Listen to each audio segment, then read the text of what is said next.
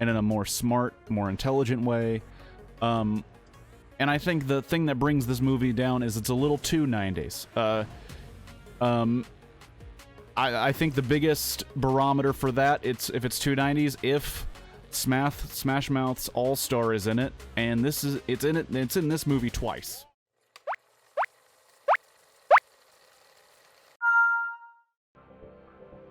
Hello and welcome to Blockbuster Reviews. If you don't know what that is, it is where I play a single game of chill marathon on Tetris Effect and try to review a film in 150 lines or the first game over.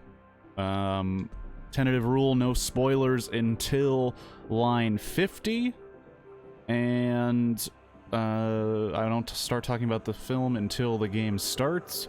I try to find a thematic level for the movie, and I didn't even think about it for this one, so I'm just going with yin and yang, and I'm gonna see what's up. 3, 2. 1999's Mystery Men, I think, is well underrated. It has a lot of cool people in it. William H. Macy, Hank Azaria, Ben Stiller, Janine Garofalo, Kel from Kenan and Kel, whose name I should know, and I don't. Paul Rubens. Is that his name? Hold on, let me check the thing. Yes, Paul Rubens. Haha. Paul Rubens, who, of course, was Pee Wee Herman. Jeffrey Rush, Greg Kinnear. And what Mystery Men is, well, it's based on a comic book, as all good superhero movies now are.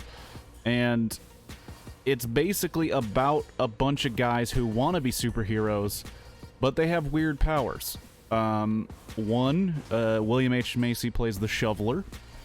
Hank Azaria plays the Blue Raja, Master of Silverware, who throws only forks and spoons because he doesn't want to be Stab Man, and has a very strange British accent. His entire story is very convoluted and hilarious when he tries to get into it.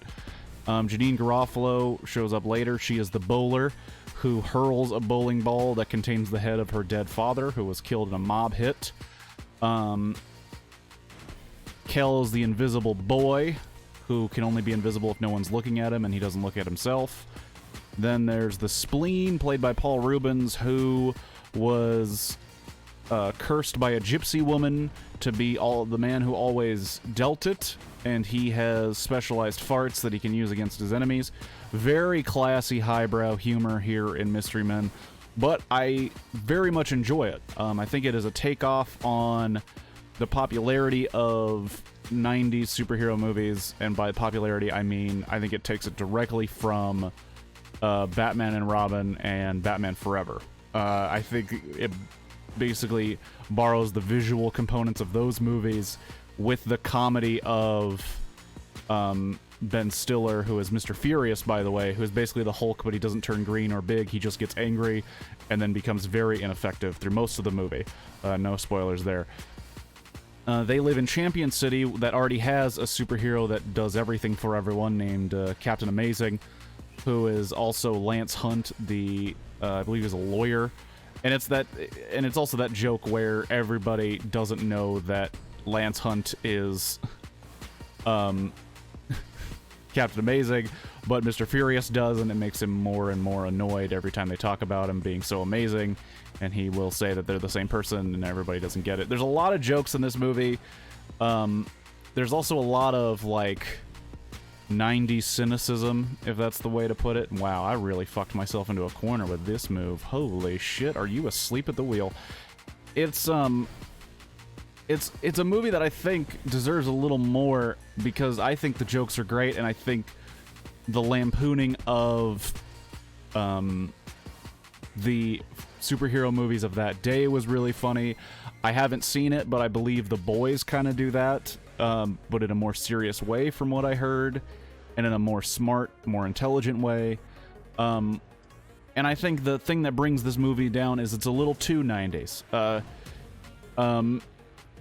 I think the biggest barometer for that, if it's too 90s, if Smash Mouth's All-Star is in it, and it's in this movie twice.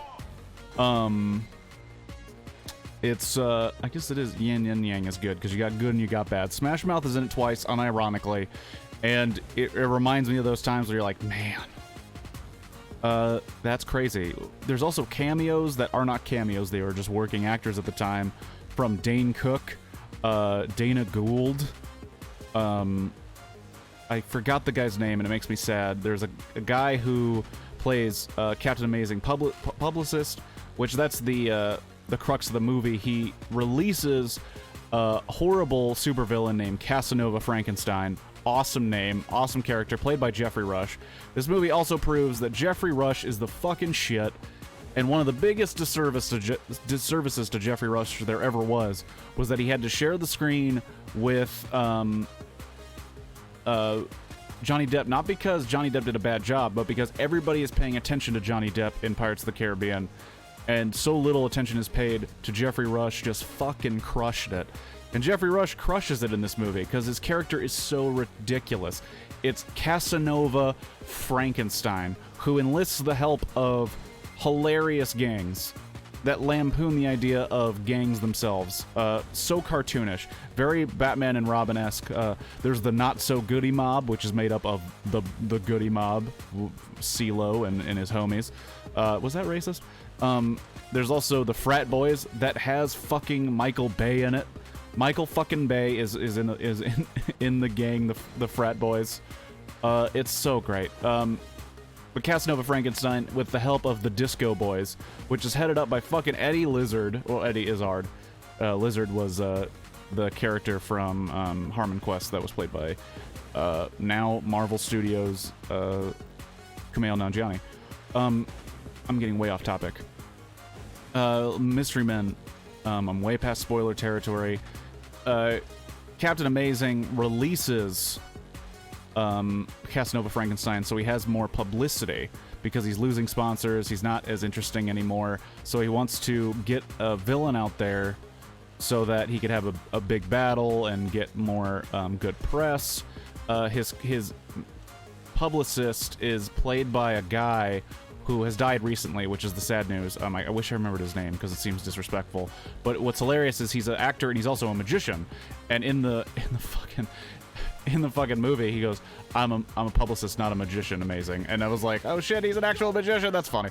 But oh wow, whoa, we are just fucking this right in the. Oh my goodness, we are just losing all hope. The movie works out to where, because Captain Amazing isn't, he's not taking Casanova Frankenstein seriously. He's kind of like a Joker figure. I mean, honestly, it's almost like a Joker send-up, but he's a little more creepy and hilarious. Captain Amazing doesn't take him seriously. He gets kidnapped by him, and Casanova has developed this machine which will basically render the entire city into a hellscape. And in an attempt to save Captain Amazing, they accidentally kill him. This group of superheroes that come together because they're the only folks that know Captain Amazing has been kidnapped.